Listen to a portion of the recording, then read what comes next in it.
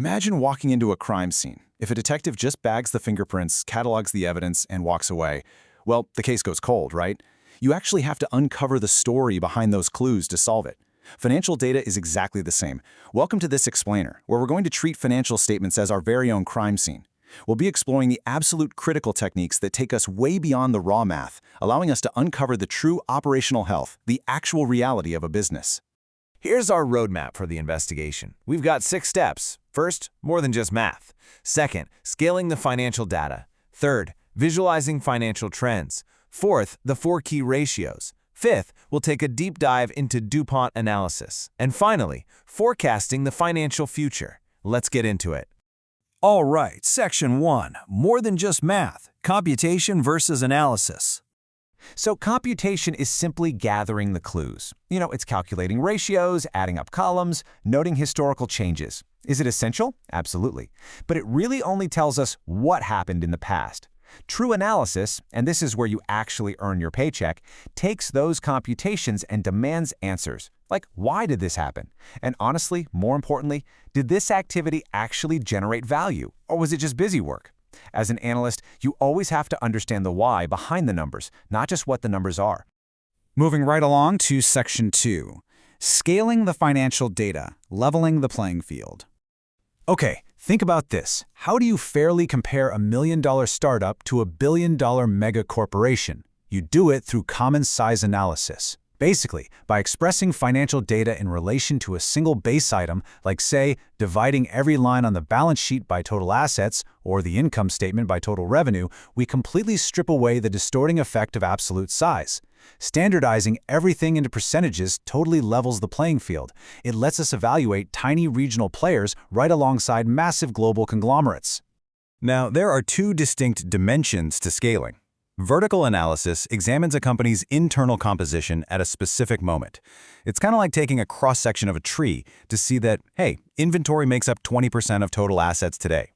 Horizontal analysis, on the other hand, is our time machine. It expresses quantities relative to a base year value, which reveals percentage changes over time. So while vertical analysis shows us today's structure, horizontal analysis exposes exactly how that structure is evolving, for better or worse, across multiple periods.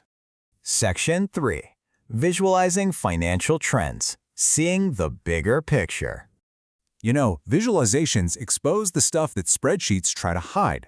Take a look at this. Notice how total assets are growing across these 5 periods, which usually sounds amazing, right? But look a little closer at the composition. That section at the bottom represents cash, and it is steadily shrinking. Meanwhile, the section right above it, receivables, is surging. It's consuming a massive chunk of total assets. So the company is growing, sure, but they are actually collecting less cash and just hoarding IOUs. That is a massive structural red flag that a raw data table would almost certainly obscure. And for those really complex investigations, we pull out regression analysis. This uncovers hidden statistical correlations between tricky variables. Like, we can run a regression to see exactly how historical sales correlate with overall GDP. If that relationship is tight, it literally proves that external macroeconomic forces are at the wheel. That shows us just how cyclical the business is, handing us a rock-solid mathematical foundation for our future forecasts. All right, Section 4, the 4 key ratios, profiling the financial evidence. I like to call these the 4 pillars of ratio analysis. Each one acts as a completely unique lens. First up, activity ratios. These measure day-to-day efficiency, like how fast do they collect cash or move inventory off the shelves. Second, we have liquidity ratios, which test short-term survival. Basically, can they pay the bills that are due tomorrow without totally panicking? Third, solvency ratios look at the long game, interrogating their long-term debt and leverage. And finally, profitability ratios measure the ultimate goal. Are they actually generating returns or just spinning their wheels? You absolutely need all 4 pillars to get a complete profile.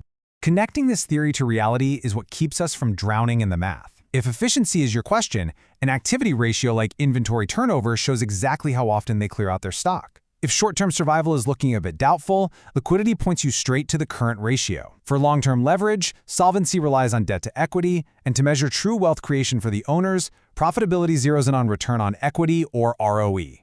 Which brings us to Section 5, our deep dive into DuPont analysis, the interrogation of ROE. So DuPont analysis acts a bit like an MRI for profitability. It takes that single ROE number and rips it apart into 5 distinct gears. First, the tax burden, meaning how much profit actually survives the government's cut. Second, the interest burden, what gets eaten up by the lenders. Third, the EBIT margin, which reveals the core operational profitability. Fourth is asset turnover, proving how efficiently assets are basically weaponized for sales. And fifth, leverage, how much debt is being used to artificially juice those returns. If a company's ROE changes, DuPont tells us exactly which gear is powering the machine, or, which one just completely broke. Finally, Section 6, Forecasting the Financial Future, Solving the Case.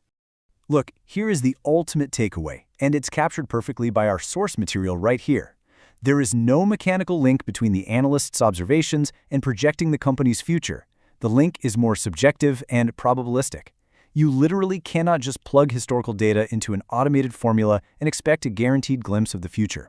True model building, it requires you to layer historical trends with industry-specific ratios. You have to use your understanding of the macroeconomic climate, the sector's unique dynamics, and the company's specific strategy to make a highly subjective judgment call. You really have to synthesize all the clues to crack the case. We've moved all the way from simple computation to deep, actual analysis. We've scaled data, visualized trends, and dissected profitability all the way down to its core gears. But knowing the techniques, that's just the prologue. The real test begins right now. When you look at your next financial statement, are you just going to see a grid of numbers, or will you see the crime scene waiting to be solved? What hidden truths will your next investigation reveal?